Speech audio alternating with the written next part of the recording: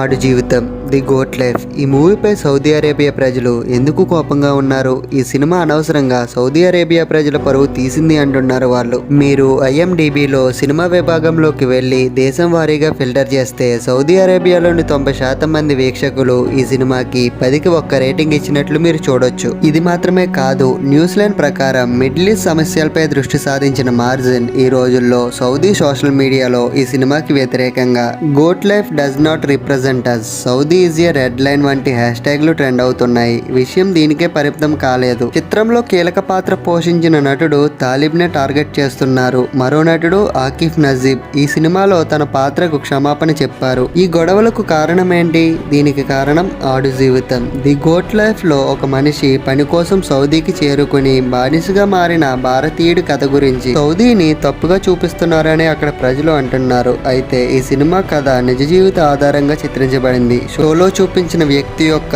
అసలు కథ. సౌదీలో బానిసత్వ చరిత్ర ఏంటి అనేది ఈ వీడియోలో చూద్దాం. నజీబ్ మొహమ్మద్ అనే వ్యక్తితో కథ ప్రారంభమవుతుంది. సంవత్సరం 1993. కేరళలో కూలీ పని చేస్తూ జీవితం సాగించే నజీబ్ మెరుగైన జీవితాన్ని కోరుకుంటాడు. కేరళ నుంచి చాలా మంది గల్ఫ్ దేశాలకు వెళ్తున్నారు. నజీబ్ కూడా వెళ్ళాలి అనుకుంటాడు. అలాంటి పరిస్థితుల్లో ఒకరు నజీబ్ దగ్గరకు వచ్చి సౌదీలో సూపర్ మార్కెట్ లో సేల్స్ మ్యాన్ ఉద్యోగం ఇప్పిస్తా అని చెప్తారు. నజీబ్ వెంటనే అంగీకరిస్తాడు. అతన్ని ముంబై తీసుకుని వెళ్తారు. అక్కడ అతనికి వీసా కూడా ఇచ్చాడు. బదులుగా నజీబ్ ని 50,000 అడిగారు. నజీబ్ దగ్గర డబ్బు లేదు. దాంతో అతను పూర్వీకులు ఇచ్చిన భూమిని అమ్మి డబ్బు కూడబెట్టాడు. వీసా లభించిన వెంటనే నజీబ్ సౌదీకి విమానం ఎక్కాడు. నజీబ్ సౌదీకి చేరుకున్న తర్వాత ఎయిర్పోర్ట్ లో ఒక వ్యక్తిని కలుస్తాడు. అతన్ని తన వెంట తీసుకుని వెళ్తారు. 2018లో ది న్యూస్ మినిట్ తో సంభాషణలో నజీబ్ మాట్లాడుతూ ఇది విమాన ప్రయాణం నుంచి 2 రోజుల ప్రయాణం. ఆ సమయంలో ఏదో తప్పు జరిగింది అని నాకు అర్థమైంది అని చెప్పారు. నజీబ్ ను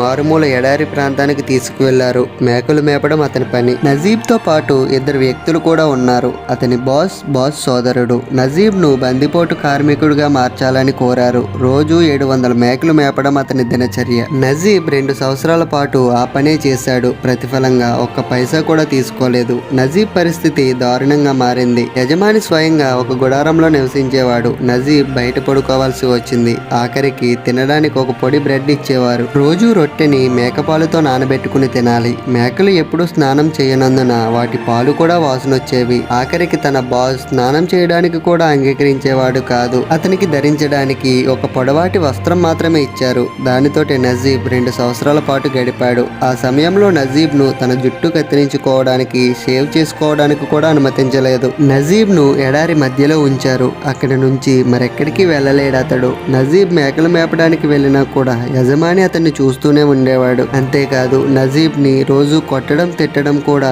మామూలే. తన కన్నీళ్లు చూసినా కూడా యజమాని ఎక్కడ చీమంత కూడా కనికరం చూపించలేదు. ది న్యూస్ మినిట్ సంభాషణలో నజీబ్ ఇలా అన్నాడు: నా జీవితం ఎక్కడితో ముగిసిపోయింది అనుకున్నాను. నేను ఇంటి నుంచి బయలుదేరినప్పుడు నా భార్య గర్భవతి. తన గురించి ఏ వార్త నాకు అందలేదు. ఈ పరిస్థితుల్లో నజీబ్ 1995 వరకు బందిపోటు కూలీగా పనిచేస్తూనే ఉన్నాడు. ఇన్ని నెలల్లో నజీబ్ కు అరబిక్ రాకపోవడంతో ఎవరితోనూ మాట్లాడలేదు. నజీబ్ చెప్పిన దాని ప్రకారం యజమాని తన భాషలోనే మాట్లాడాడు. అతనికి నజీబ్ చెప్పేది అర్థం కాకపోయినా కూడా అతన్ని బాగా కొట్టేవారు. అక్కడి నుంచి పారిపోయే అవకాశం ఎలా వస్తుంది అనే నజీబ్ ఎదురు చూస్తూ ఉండేవాడు. ఒక రోజు రాత్రి యజమాని గుడారంలో నిద్రిస్తూ ఉండగా నజీబ్ కు అవకాశం వచ్చింది. యజమాని సహోదరుడు కూడా అక్కడ లేకపోవడంతో నజీబ్ అక్కడి నుంచి పారిపోయాడు. దారిలో అతనికి కొన్ని మేకలు కనిపించాయి. ఎక్కడున్నాడో కనుక్కోలేకపోయాడు. కానీ ఆ ఎడారిలో తన పరుగు మాత్రం ఆపలేదు. చాలా గంటల తర్వాత అతను ఒక నీటి ప్రవాహాన్ని చూశాడు.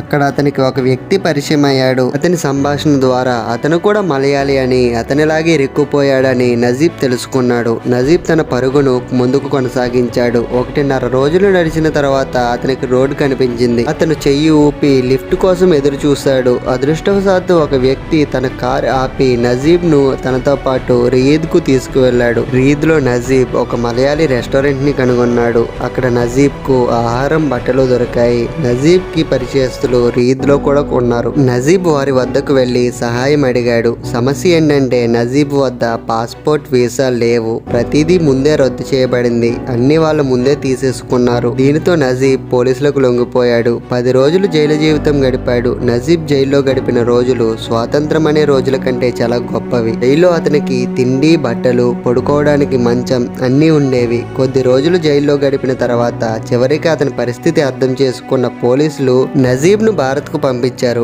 నజీబ్ కేరళ చేరుకున్నప్పుడు అతని కొడుకుకు 2 సంవత్సరాలు. కొన్ని నెలలు ఇంట్లోనే ఉండి 2 సంవత్సరాల తర్వాత బెహ్రెయిన్లో ఉద్యోగంలో చేరాడు. ఇలా నజీబ్ కథ పూర్తయింది. ఈ సంఘటన తర్వాత మలయాళ సాహిత్యంలో గొప్ప రచయిత అయిన బెంజమిన్ నజీబ్ కథ గురించి తెలుసుకున్నప్పుడు అతను ఆడు జీవితం అనే కథ రాశాడు. ఈ నవల 2009లో కేరళ సాహిత్య అకాడమీ అవార్డు కూడా పొందింది. ఇది చాలా ప్రసిద్ధమైంది. ఇది చాలా ఇతర భాషల్లోకి అనువదించబడింది కూడా. 2024వ సంవత్సరంలో ఈ కథపై సినిమా కూడా తీయబడింది. ఇది మార్చి 2024లో విడుదలైంది. సౌదీలోని ప్రజలు ఈ చిత్రంపై ఆగ్రహం వ్యక్తం చేస్తున్నారు. మార్చిలో విడుదలైన సినిమాపై ఇప్పుడు రచ్చేందుకు అంటే వాస్తవానికి ఆడు జీవితం నెట్ఫ్లిక్స్ లో విడుదలైంది. ఆ తర్వాత భారత్ తో పాటు విదేశాలలోనూ దీన్ని వీక్షిస్తున్నారు. ఈ సినిమాపై ప్రశంసల సైతం వెల్లువెత్తుతున్నాయి. అయితే సౌదీ అరేబియాలోని కొంతమంది మాత్రం ఇది సౌదీని అవమానించడమే అంటున్నారు. సౌదీ అరేబియా ప్రజల పట్ల క్రూరంగా ప్రవర్తించారని అంటున్నారు. దేశం పేరుతో మనోభావాలు దెబ్బతీయడం ఇది ఒక్కటే కాదు, సినిమాలు చూపించిన సౌదీ అరేబియా చరిత్రలో విశ్వసించలేని సత్యం. ఒక సినారియో చెప్తా వినండి. 1957లో సౌదీ అరేబియా రాజు సౌద్ అమెరికా పర్యటనకు వెళ్ళాడు. రాజు సౌద్ తో ఉన్న అంగరక్షకులు వాస్తవానికి బానిసలుగా ఉంచిన వ్యక్తులు కాబట్టి ఈ పర్యటనలో చాలా కోలాహలం నెలకొంది. మనుషులను బానిసలుగా మార్చే చరిత్ర చాలా కాలంగా ఉంది అని మనకు తెలుసు. బ్రిటిష్ మరియు అమెరికా వంటి దేశాల్లో 19వ శతాబ్దం వరకు బానిసత్వం చట్టబద్ధమైనదే. 1807లో ఇంగ్లాండ్లో ఒక చట్టాన్ని ఆమోదించడం ద్వారా బానిసత్వం చట్టవిరుద్ధం చేయబడింది. 1902 వరకు సౌదీ అరేబియాలో బానిసత్వం గుర్తించబడింది. ఆఫ్రికా నుంచి ప్రజలు మధ్య ప్రాంతానికి బానిసలుగా తీసుకురాబడ్డారు. ఈ బానిసత్వం యొక్క ఆచారం వేల సంవత్సరాల నాటిది. ఈ ప్రాంతం ఓటమాన్ సామ్రాజ్యం ఆధీనంలో ఉన్నప్పుడు ఇక్కడ భారీ బానిసత్వ వ్యాపారం జరిగేది. మొదటి ప్రపంచ యుద్ధం తర్వాత కూడా ఇది కొనసాగింది. 20వ శతాబ్దంలో సుజనే మెరిజ్ అనే పుస్తకం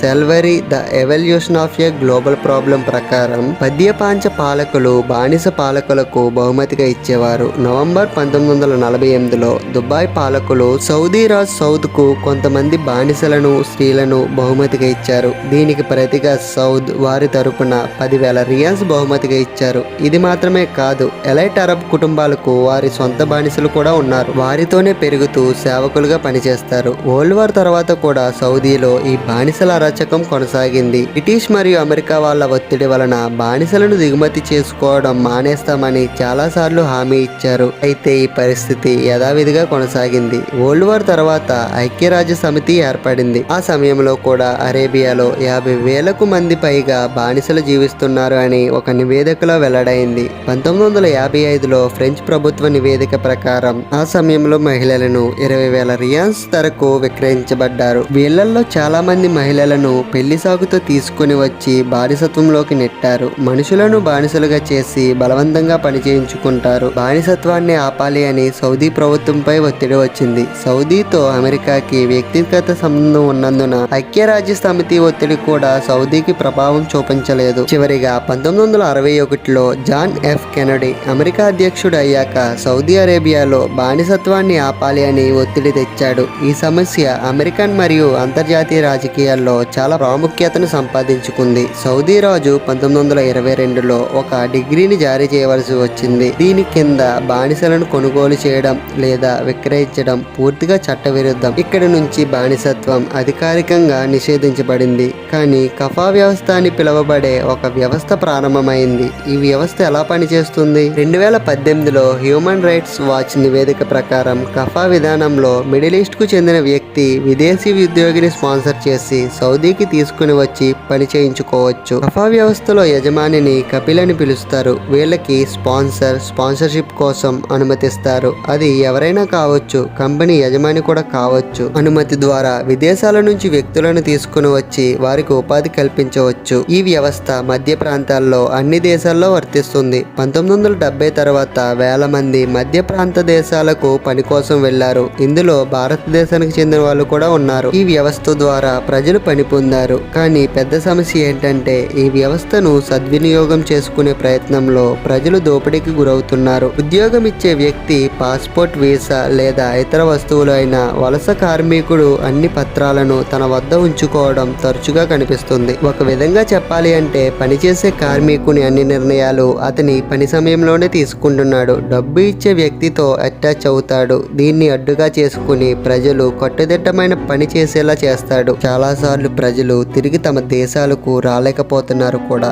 ఇటీవల కాలంలో కూడా ఈ సమస్య కొనసాగుతుంది. ఫ్రాన్స్ 24 యొక్క 2018 నివేదిక ప్రకారం సోషల్ మీడియా ద్వారా చాలా మంది స్పాన్సర్లు తమ వద్ద ఉన్న కార్మికులను ఇతర స్పాన్సర్లకు విక్రయిస్తారు. ఇది కూడా ఒక రకమైన బానిసత్వం. ఇటీవల కాలంలో సౌదీలో ఈ విషయంలో అవసరమైన కొన్ని చర్యలు చేపట్టడం గమనించాల్సిన విషయం. 2021లో సౌదీ ప్రభుత్వం కఫా వ్యవస్థలో కొన్ని సంస్కరణలు తీసుకొచ్చింది. దీని కింద ఉద్యోగాన్ని అందించే వ్యక్తి మరియు నియంత్రణ వలస కార్మికులపై తగ్గింది. ప్రైవేట్ రంగంలో పనిచేసే కార్మికులు తన యజమాని అనుమతి లేకుండా ఉద్యోగాన్ని మార్చుకునే హక్కు పొంది దేశం విడిచి వెళ్లే హక్కుని పొందారు. ఎన్ని సంస్కరణలు వచ్చినప్పటికీ ఇలాంటి ఉదంతాలు అనేకం ఇప్పటికీ వెలుగు చూస్తూనే ఉన్నాయి. నజీబ్ మొహమ్మద్ కథ వీటికి ఒక ఉదాహరణ మాత్రమే.